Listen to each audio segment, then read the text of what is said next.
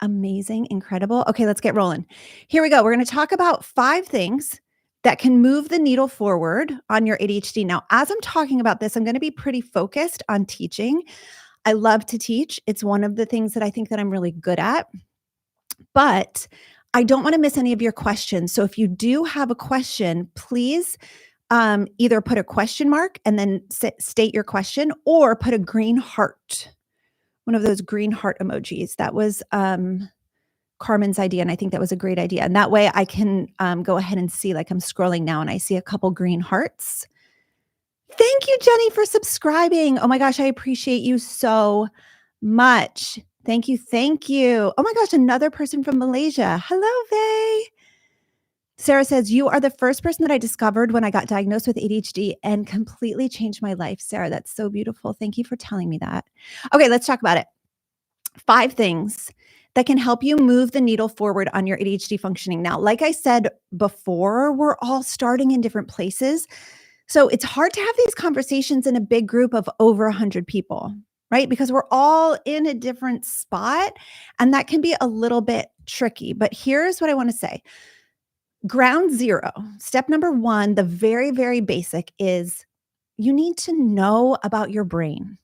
You need to have an understanding about your brain. If you have access to a diagnosis, take that. If you have the privilege of being able to access insurance, medical care, diagnosis, absolutely take advantage of that privilege, because having a diagnosis gives you so much information about your brain. It gives you so much information.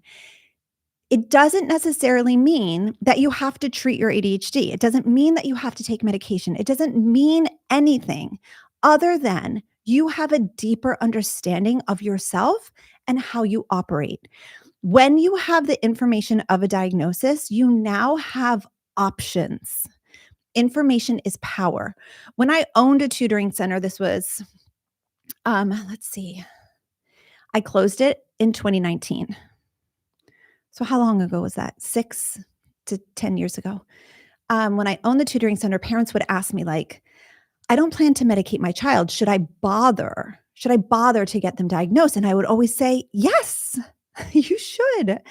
You should bother to gain understanding about your child. You should bother to learn more about the way that your kiddo's brain works. And I believe that that also applies to you personally, to adults. It is worth understanding your brain. The best, there are a couple really good books about ADHD. The one that I'm recommending right now, gosh, everything is backwards here on this YouTube. Okay. The one that I'm recommending right now is Your Brain's Not Broken by Dr. Tamara Rozier. She's wonderful. I've interviewed her several times on the podcast, so you can go find those episodes. This brain, I just read the word brain, which is why I said brain. Do you know what I'm saying? Do you ever do that? Anyway, this book is fantastic. It's very warm and empathetic. It's going to take care of you. You're not going to feel, feel broken as you read it. You're going to learn more about your ADHD, and you're going to have a deeper understanding of your ADHD. So if you're kind of like, where should I start? Start with a diagnosis, and start with this book, Your Brain's Not Broken. Excellent. We also have episodes of Tamara Rozier on the podcast. There's one recently from October or November, and that one's on YouTube as well. It's so good. Another book that I do love is Taking Charge of Adult ADHD by Russell Barkley. Although his advice, the first half of the book is awesome. Super informative, straight to the point, lots of info about medication, lots of info about treatment. I don't love the second half of the book. I don't love the second. It's like very neurotypical advice, like make a list, break things down into steps. Like, thanks. Love Russell Barkley. Love you, Russell Barkley. There's also a couple episodes on my podcast with Russ Barkley. Okay, so diagnosis and proper treatment. Who here is grateful for ADHD medication? Who here is so grateful for access to care? Who here is so thankful that once we have a diagnosis, we have the opportunity to be treated. I know not everyone has access to it, but for those of us who do, I am so grateful for it. There are options as far as stimulants versus non-stimulants. Um, and the ADHD medication journey is a journey. What is difficult about it is that you have to kind of be your own guinea pig, be your own science experiment, take medication, see how it works, see if it's a good fit for you, see if it works, ask the people around you, are you noticing a difference? Ask your body, how do you feel?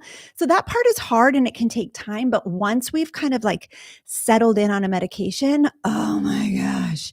And also research supports over and over and over that medication is the primary source for moving the needle forward on functioning. And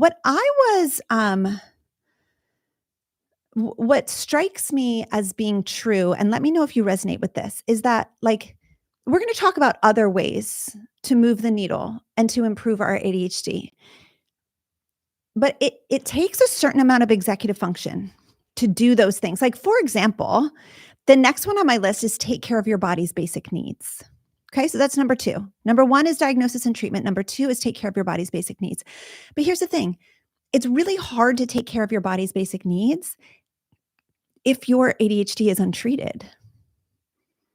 It's really hard to have the executive function. It's really hard to have the capacity. It's really hard to have the emotional regulation to take care of those basic needs if you are unmedicated. Does that make sense? So that's why diagnosis and treatment is the foundation. And what I recommend, if you're kind of like leery about medication, you're just like, I'm not really sure, give yourself like a shortened time frame. You don't have to commit to it for life, but what if you commit to it for a time where you say, okay, I want to improve these skills. I want to be able to sit in the therapist's office and have the patience for that. I want to be able to remember to exercise. I want to be able to sit and journal, but I don't have the executive function available to me to do those other things. So maybe we just look at medication as like a short-term solution while you're building those other skills. That's another way that you can look at it. Okay, so diagnosis and treatment. Number 2, take care of your body's basic needs. This seems trivial. This seems obvious, but to those of us with ADHD, it's not. We forget to eat, or we eat way too much of food that really makes our bodies feel lethargic and not good. We forget to exercise. We forget to drink water. We are not really great with our sleep. Basic needs are hard. Let me know in the comments if basic needs are hard for you. Let me know. There's a lot more people here now. So if you haven't subscribed to this channel, if you could just give me that gift of your subscription, that would mean so much to me. My goal, I'm at almost 7,000. My goal is to get to 10,000 subscribers in the next couple months. And your gift of your subscription, of just clicking that button that says subscribed, that would be so helpful to me. Manal says, some days there are dark ADHD days. Absolutely agree. Anna says, basic needs are hard.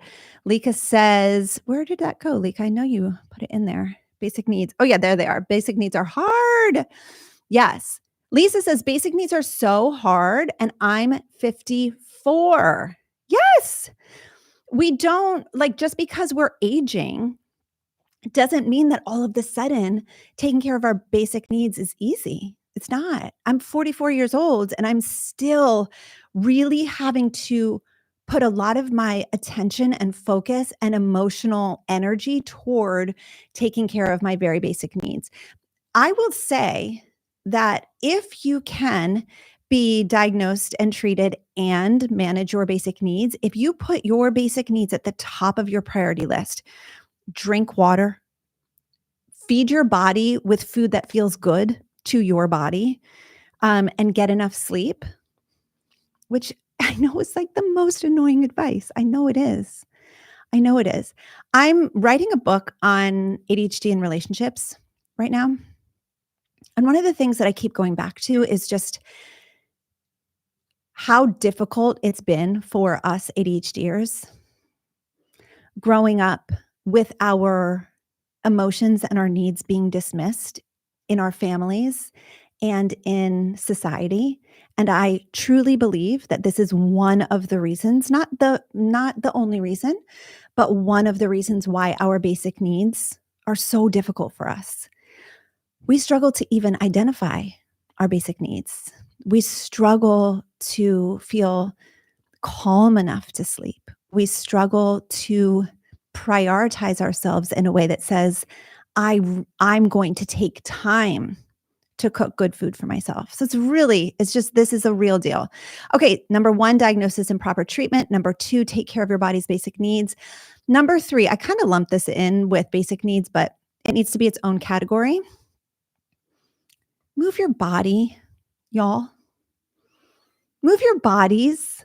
Tell me your favorite way to exercise and move your bodies. Research has come out recently to show, and I just discussed this on a podcast recently, but that episode is not out yet. Research has come out recently to prove that exercise improves cognitive function. Exercise improves working memory. Exercise improves executive functioning skills. Can you believe that? Oh, that's my bad. Exercise improves executive functioning skills. Exercise. So it is our job to exercise. And it says, I like to sit and scroll. Why can't I move? I wonder if you have rules around movement, like it has to be for a certain amount of time or it has to be a certain type of movement. Once I released myself from the rules, like, oh, I can't go for a run because I only have 10 minutes. First of all, I don't run anymore, but I used to run a lot. Or it's kind of raining today, so I'm not going to do anything. Or whatever. But like figuring out a way to move your body in a way that feels really good for you. If you can remove the rules and just move your body, garden, go for a walk, make it easy for yourself. Don't make it hard. What I used to do is make it really hard. Well, if I'm going to exercise, then I need to exercise 4 times a week, or else there's no point to it. And then I would say, well, I don't have time to exercise 4 times a week, so I guess I just shouldn't do anything at all. How tricky are our brains? Whereas now I'm just like, I'm just going to do it whenever I can in any way that feels good. So let me read some of the ways that you guys like to move. Stephen says yoga. Freebird Fly says dance. Lisa says walk, weights, yoga. Love. Mama Lee says golf and fitness dancing in my living room. Oh my gosh, I love that. Oh, shoot. Then I fell down the stairs. I'm so sorry. That's a major bummer. I hope you feel better soon. Lish says biking. Penny says biking and walking. Sue says, damn it, I hate this. I'm sorry. Emily says, I need to be bossed around a little bit. So organized workout classes have been the only thing that keeps me working out. Same. I spent a couple years saying, I shouldn't have to pay for exercise classes. I could just do this in my basement. And then I watched myself not do it. So now I pay because paying for it is much better than sitting around for free. Paying for exercise is much better than sitting around for free. Hey, Nick. Oh my gosh, it's so great to see you here. What's up, honey? Love seeing you here. CrossFit says Tessa. Yes. Okay, so just do something to move your body. Just do something, anything. Even if it's 5 minutes. 5 minutes today plus 5 minutes tomorrow plus 5 minutes the next day it will add up. I promise you, it's going to add up. Hey, while you guys are here, hit that subscribe button, okay? That would mean a lot to me. You would give Kristen Carter a huge dopamine hit if you hit that subscribe button. That would feel awesome for me. Okay, number 4. So we did diagnosis and treatment, take care of your body's basic needs, move your body in a way that feels good, drop perfectionism, and just move every day. Number 4, this is hard. But I'm going to say it anyway. Start to notice your limits and start to listen to them. Everyone turn to your neighbor and say, "Neighbor, ADHDer, you need to start to notice your limits. You need to start to notice when you are at your limit. You need to start to listen to yourself and stop telling yourself, you're fine. Keep working. You're fine. You don't need to rest. You don't deserve to rest. You have to do this." You need to start listening. Yeah. Steve says, what limits? Exactly. Thank you for proving my point. This is a great time for me to take a sip. Exactly. What limits? This is a major theme of my book on relationships is we need limits, y'all. Actually, we have limits. We just need to start listening to them. Because how many of you get into that overwork burnout cycle in anything? Let's even just use exercise. I decide I'm going to exercise. I sign up for 5 exercise classes in 1 week. I totally overwork myself.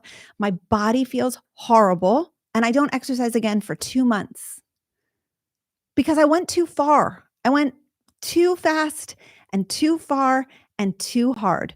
Or I tell myself I need a good night's sleep, so I have to go to bed at 9 p.m. Come on. None of y'all are going to bed at 9 p.m. Right. And so we make it really, really hard for ourselves instead of saying, how about I just try to get 30 minutes more of sleep? Right. Or we overwork at work because we're like, I don't have a choice. I have to get all this done. And then our body literally shuts down and we're in burnout and we can't do the things anymore. Huh? Anyone? Anyone? So learning your limits ahead of time and beginning to listen to yourself. Yeah, Trisha says that's where I'm at. Yeah, exactly. We go into this cycle of work way past our limits, move into burnout, go into the cave and cancel everything, totally ghost on all of our responsibilities. Meanwhile, the work is piling up while we're trying to recover. Then we come out of the cave a little bit rejuvenated from the break that we took, but now we're already behind on the things that we missed while we were ghosting everyone trying to recover in the cave, not cage. I hope nobody's in a cage. That would be terrible. Manal says, I feel personally attacked, even though that's all of us. I'm consistently going through this cycle of burning out.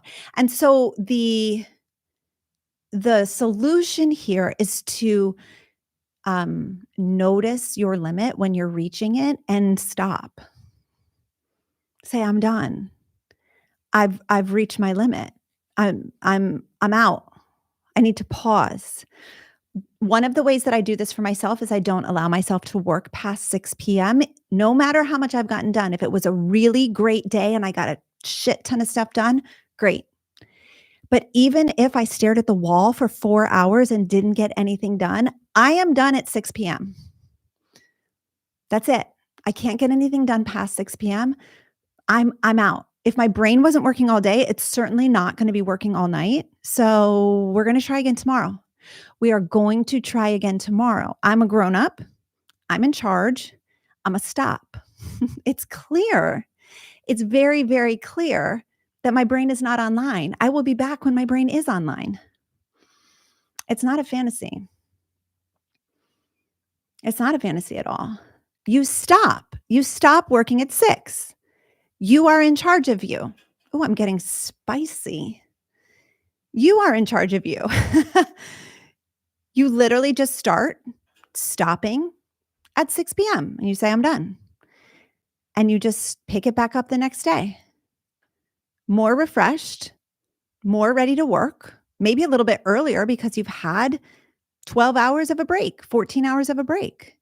Okay, so learning your limits, huge, absolutely huge, so that you're not constantly in this burnout cycle, so that you're not constantly in this overwork, past your boundaries, don't listen to yourself. Tell yourself, you're fine, keep working, you're fine, keep working. And then all of a sudden you're just like, oh my gosh, I need to go cancel everything and lay in my bed because I cannot function Yeah, it's because you crossed a line with yourself. You crossed a limit with yourself. Nicole says, learning this and focused that I can stop has been so enlightening. I'm so glad to hear that. Our brains push us though, because damned if you do, damned if you don't. I think you're more damned if you do, honestly. Yeah, I think a big part of our self-development, and we're going to get to this. Oh, it's right here. Here's the next one. Thought downloads and journaling in order to slow your thinking. So this is number 5. My hand is so big. ADHD moment. If you can get yourself to get your thoughts out onto paper and begin to dump out the contents of your brain and really see what's behind the curtain there, you're going to be able to slow down your thinking and have more authority over your own body and your own actions. So some of you are saying, how do I stop? How do I stop working? Part of this is mastering your mind. Part of this is mastering your mind. Okay. And that's hard. That takes time. None of this is overnight stuff. And how many of you are mad at me that this is not overnight stuff? How many of you are like, well, shoot, I'm out of here because it's not overnight. It can't happen today. Screw it. And screw you too, Kristen Carter. Right? Because we want it now. We want it now. We want to change now. We feel this like sense of urgency that like, I got to change. I got to get back. But like, this is stuff that takes time. And it all kind of works together as a scaffolding for us to improve our ADHD functioning. Okay. So it's the diagnosis and treatment. It's the taking care of your basic needs. It's the moving your body every day.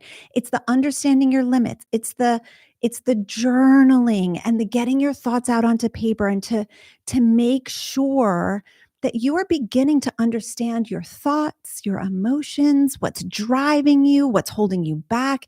It's all working together in concert, in harmony. Yeah, Clayton says, I didn't get here overnight, right? And so we can't expect to make these changes overnight either.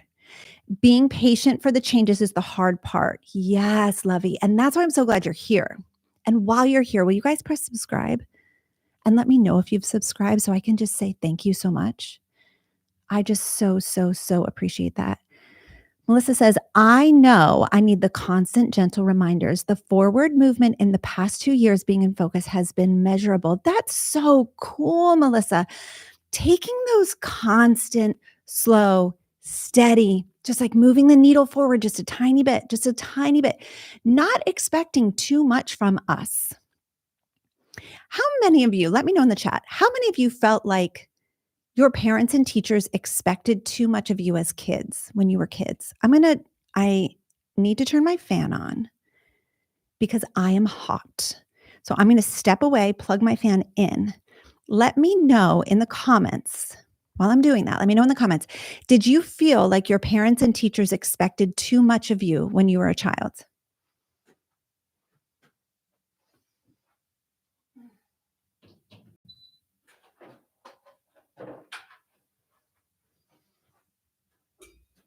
Okay, thank you for your patience. We're turning it on. We're turning it up. Can you hear it in the background there? I wonder if YouTube blocks out the sound the way that Zoom does. Rachel, thank you for subscribing. Big hugs. Okay, so Melissa, Trina, Rachel, Nick, Clayton, Tiv2, Anna B. Yes, Manal, yes. All of you are saying yes, yes, yes. I felt like too much was expected of me. Question for you. Are you doing that to yourself now?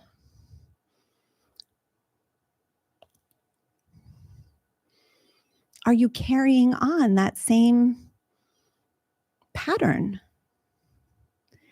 And now that you're kind of like noticing, could you not? Could you not? Could you please not do that? Yeah, Carmen says, not anymore, but I used to a lot. Melissa says, not as much. I love this for you guys. Yeah, Anna says, I feel like I still have to be good. I can't do anything wrong. Yeah. Could you build kindness and compassion and safety within yourself so that you have a safe place to be?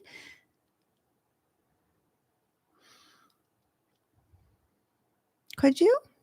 It is possible. Yeah. Carmen says, after 2 years of hard work.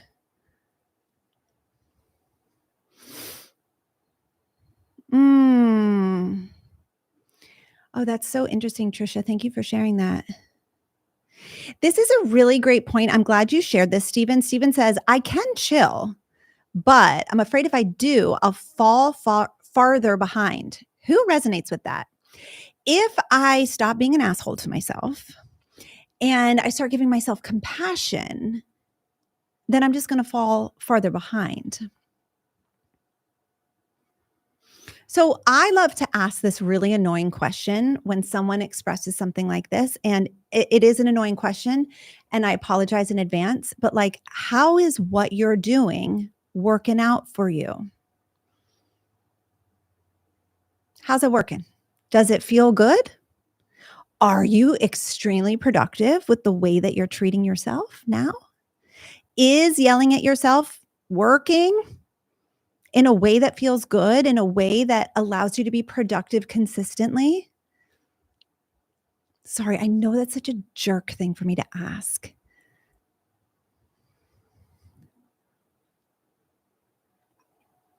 Yeah, Steven says, well, it's not working at all. And so that's the thing. Like, why don't we try something new? Why don't we try something different? Why don't we give something else a try? Maybe compassion might be a really nice way to be kind. Right? Maybe compassion's the way. Okay, so just to review, and then I'm going to take some of your questions. So if you have questions, go ahead and put them in the chat. You can put them in with a green heart, or you can put them in with a question mark first so that I can see that it's a question, okay? But we're just going to do a quick review. So there are many ways to move the needle of your ADHD journey forward, but here are just 5, other than the medication part, free ways. 5 free ways to move the needle of your ADHD functioning in a positive direction. Diagnosis and proper treatment. If you're already diagnosed and treated, then I would just add in like learning more about your brain. I have a free podcast. It has 300 plus episodes. Now we are hanging out here on YouTube. Thank you so much for being here. This is my very first YouTube live. How's it going? How am I doing? Oh my gosh. Very nerve-wracking for me. This is my very first YouTube live, but I have many episodes on YouTube and even more episodes on Apple and Spotify. So go find all of my free content, hundreds of hours of ADHD, free ADHD help for you. Okay. So learn about your brain, take care of your body's basic needs: food, water, sleep. Food, water, sleep. That's it, my friends. Food, water, sleep. Like, very basic needs. Prioritize those things, okay? Number 3, move your body in a way that feels good. This is also free, potentially. Go for a walk, go for a hike, go for a run, go for a bike ride, kayak, canoe, garden, play tag with your kids, ride a horse. I don't know, but just move your body. Bonus if you're in nature. Bonus if you're in nature, because that's also going to calm your nervous system. Learn your limits. This one is hard. Read books on boundaries. One of my favorite books on boundaries is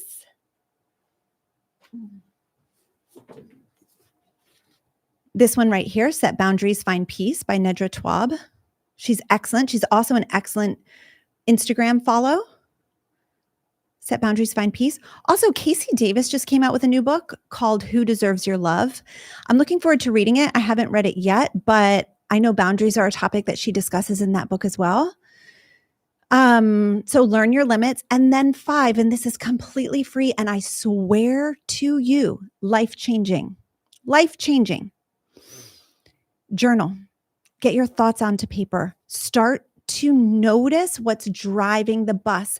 Your thoughts are directly correlated with how you feel, and that is directly correlated with what you do. So if you don't like the action that you're taking, you need to look behind the curtain and see what you're thinking about. What thoughts are driving the bus? What thoughts are driving the bus? Okay. All right, my friends.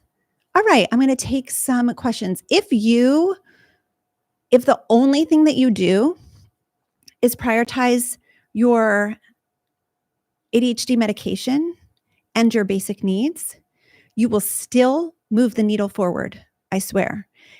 And each of these can just be layered on as you master each one. Okay? I'm going to type in the chat, your brain's not broken. Let's spell it correctly. Set boundaries, find peace, and who deserves your love. Those were the 3 books that I recommended on this. I have like a million books to recommend, but we'll just stick with those 3. Okay, I'm going to scroll through and see if I see any questions. I love that you guys are so active in the chat. It makes me so happy. And if you haven't subscribed yet, please do that. That would mean so much to me.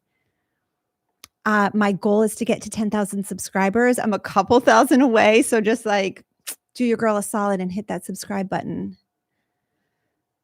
Okay. Here's a question from ISOP3QUE. Hello. They say, what are some advice or words for people with ADHD that are trying to understand the diagnosis, but minimize the diagnosis because they feel like ADHD is something that quote unquote everyone has? This is an awesome question. Thank you so much for asking. So here's what I want to say to that. Everyone struggles with the things that are on the ADHD symptoms list. Every once in a while, everyone's going to struggle with working memory. Everyone's going to struggle with emotional regulation. Everyone in the world is going to struggle to prioritize here and there. The difference between someone who is just a human and someone who is at a clinical level of being able to be diagnosed with ADHD is that you have multiple symptoms at the same time, persistently over years, working against you in many aspects of your life. Does that make sense? So it's not just like, oh yeah, well, like everyone's flighty sometimes, or everyone's forgetful sometimes, or everyone's impulsive sometimes. It's like, no, this impulsivity has affected me my entire life. I can point to different ways that it has impacted me, where it's held me back, where it's, I've gone into debt. I've gotten married, in Vegas or whatever. How many of you have gotten married in Vegas? So the symptoms of ADHD, yes, they're not, ADHD doesn't invent new problems. As Dr. Ari Tuckman says, it exacerbates the universal problems. The thing about ADHD is that it can be debilitating. It can affect your life in an extremely negative way. It's a very treatable disorder, but without knowledge of it, without treatment of it, without care and honoring the diagnosis, it will impact your life in a negative way. And so yes, everyone struggles with these things from time to time, but somebody with ADHD is going to have multiple symptoms over multiple years across multiple areas of their lives, and it's going to hold them back in a negative way. Don't minimize the diagnosis. Listen to my podcast. I promise it will be encouraging to you. Okay. Milena says, I totally admire you. I really appreciate the way you talk about ADHD here in Argentina. When I talk about ADHD or ASD, everyone, I swear, says to me, well, we all have that.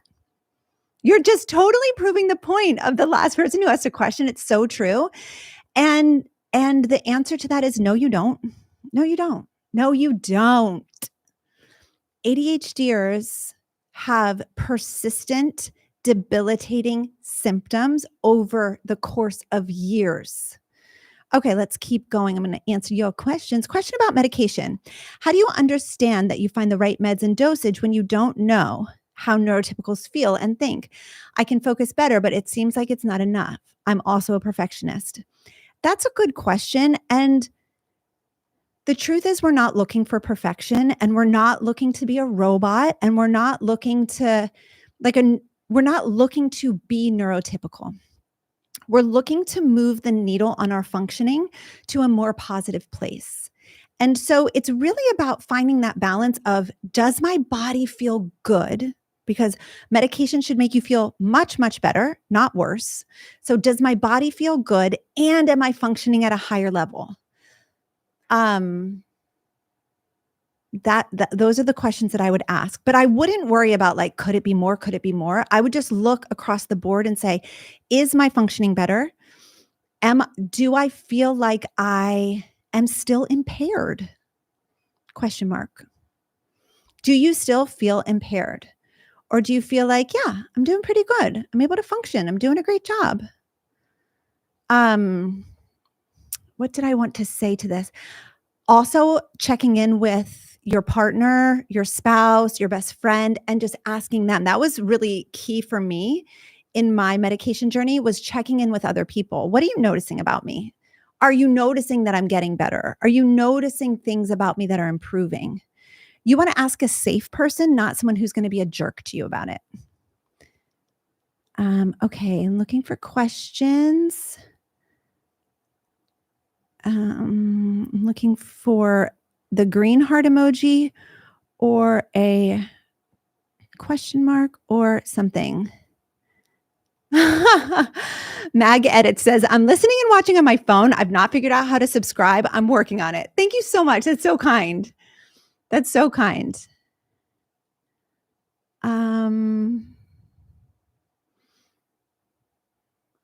Okay, I'm just looking for questions.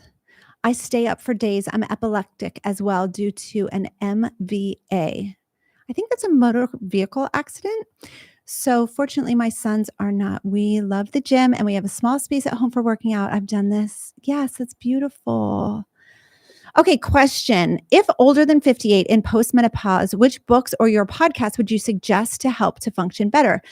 Episode 149, I believe, which you will have to go to Spotify or Apple or like your audio podcast app for, is called Estrogen and its impact on our symptoms. And I think that would be really, really helpful to you.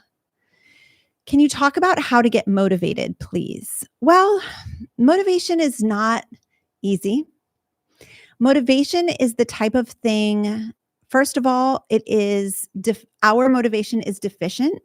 We can lack motivation and task initiation skills, which can be really, really difficult for us. Really, really difficult. Motivation is an interesting thing because it can take a really solid foundation of, am I medicated? Do I have an understanding about my brain? Are my basic needs met? It's really hard to be motivated to do anything if you're not meeting your basic needs. And I would literally start there. If you are kind of doing a quick self-assessment right now and you're like, no, I'm not meeting my basic needs, start there, because you will never be motivated to go above and beyond, or even to just like get the basics done of your work if you're not taking care of your brain and your body.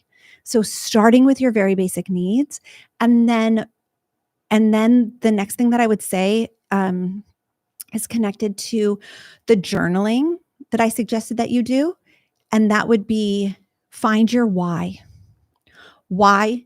Like, why do you want to be motivated? Why do you want to get this thing done? What is the point? What is it going to do for the world? What is it going to do for you? How is it going to move the needle forward? Like, I did not want to do this YouTube live. Please don't be mad at me. Please don't be mad at me. I didn't want to do it. I was scared. I've never done it before. And I was like, I probably don't need to do it. Nobody's going to be mad at me if I don't do it. Nobody's going to even notice if I don't do it. I probably shouldn't do it. But then I checked in with my why. Why am I doing it? I want to help as many people with ADHD as possible. I'm going to grow my YouTube channel to 10,000 or more subscribers. I want to be able to make an impact in the mental health community. Okay, fine.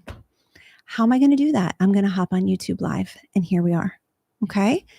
I hope that's helpful. How to understand meds dosage is enough. Oh, I already did that one. Great. Question. Wait, I lost it.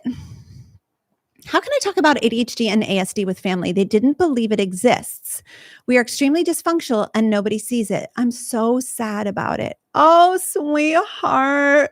Milena, I am so sorry. The dysfunction in families is so hurtful and it can be so debilitating. It can really make you feel so alone. And I just want to extend so much support to you. I'm so, so sorry. I think that I have several episodes about this on my podcast. Should I share my diagnosis? So if you want to go and find those, you absolutely can. The main points that I make is, are the people that you are looking to share with capable of validating your experience? And that part is painful because from what you're saying, it doesn't sound like they are capable of validating your experience, and that's upsetting. And so I would just encourage you to grieve that, to actually feel the acute grief of being in a family that's not capable of validating who you are and your experience of ASD and ADHD. There's so much grief that comes with that. I am so sorry.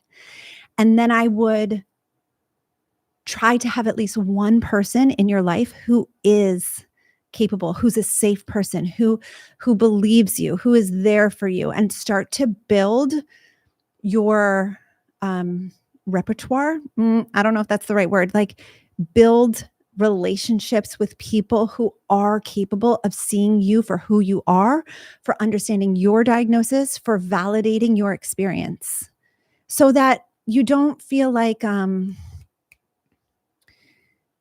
so desperate to have your family see it because there are other people in your life who are willing to see it. Does that make sense? I hope that makes sense. My friends. Oh, Grace asks, what is the one that I'm forgetting besides learn about your brain, take care of your basic needs, move, exercise, and journal?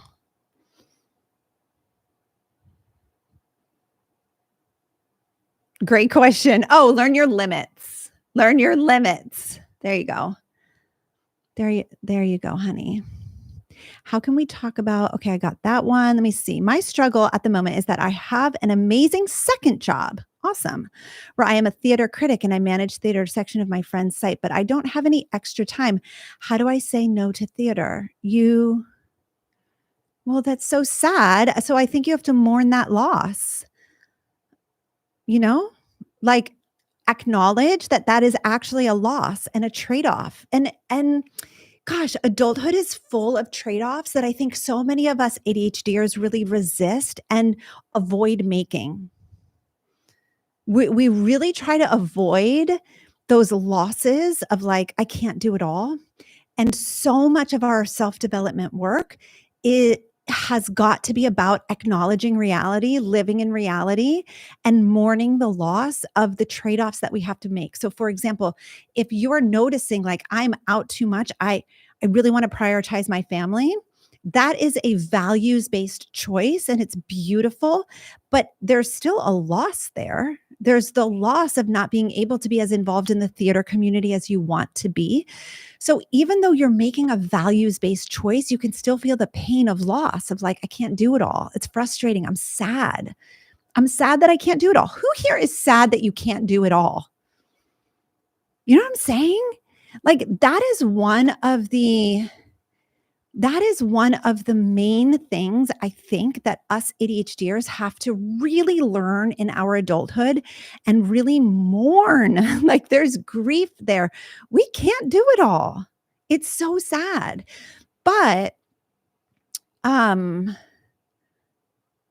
what that allows us to do then is to step into our authority as far as like values-based choices. So like I value my self-care, I value my family, I value doing a good job at my day job, right? And so acknowledging that. And again, this goes back to journaling, which is free. Or of course you guys can come and join Focused.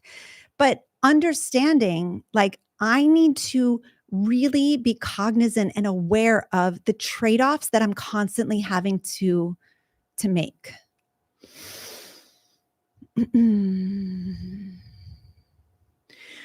Chris says, my son has ADHD and ODD, and I'm struggling to work with him. I'm sorry, Chris, that's hard. I also have ADHD, so it makes it so much harder. I keep wanting to help him and I can't help myself. What should I do? Chris, you need more support, honey. You need more support. You need someone else to be helping your son, and you need someone to be helping you. I just read a great book. I just recently taught a parenting course in Focused, which is my ADHD coaching program. And for that parenting course, I read this book by Dr. Becky Kennedy called Good Inside. Excellent book. And it really was like the foundation of a very ADHD friendly parenting course, which if you want to come check out is stored inside Focused. And I agree, Dr. Becky is the best. Bye, Nick. Great to see you. And I just want to say, Chris, that it sounds like you need more support. You need more support, whether that's from the school, whether that's from your family, whether that's from like a counselor. Both of my ADHD children have been in therapy from time to time. It's been invaluable, absolutely amazing. Okay, we're going to wrap up here. It's been an hour. What'd you guys think? Did you have fun? Did you have fun? Okay. Oh, I want to answer this question from Alma. This will be the last one. I missed this. Hi, I love your podcast for a while now. I'm from Amsterdam. Hello. I self-diagnosed having ADHD, and I see it in my kids too. I started mushroom gummies. What are your thoughts on that? What about meds? Listen, here are my thoughts. Whatever works. Do what works. Make sure that whatever you are reaching for to treat your ADHD has long-term benefits. I don't know anything about mushroom gummies. As long as it's not addictive, as long as it has benefit over time and not detriment over time, go do it. Whatever works. I'm in favor of whatever works. Okay. Now, alcohol, quote unquote, worked for me for a long time, but it was actually detrimental. Do you know what I'm saying? So be honest with yourself. Because I used alcohol for about 10 years to self-soothe my emotions, and I became 100% addicted to it. And then finally have been off of alcohol for how long? A year and a half. I'm so proud. So like I maybe would have said that was working, but it had long-term detrimental effects. So be honest with yourself about what's working. Okay. Adore you. Adore you. Adore you. Thanks for being here. Before you go, will you press subscribe? Will you hit that subscribe button? Will you help me get to 10,000? Will you share a YouTube video today? Will you do that? I don't even know if I don't know how this works. Will it be posted to the channel? No idea. Let's find out together. Maybe you can share this video. Adore you. Okay. We're going to talk really soon. Find me on all the places, like, subscribe, share. I hang out on Instagram the most at I Have ADHD Podcast. If you're not on my email list, you can sign up for my email list. Go to my website, ihaveadhd.com. I have millions of resources for you.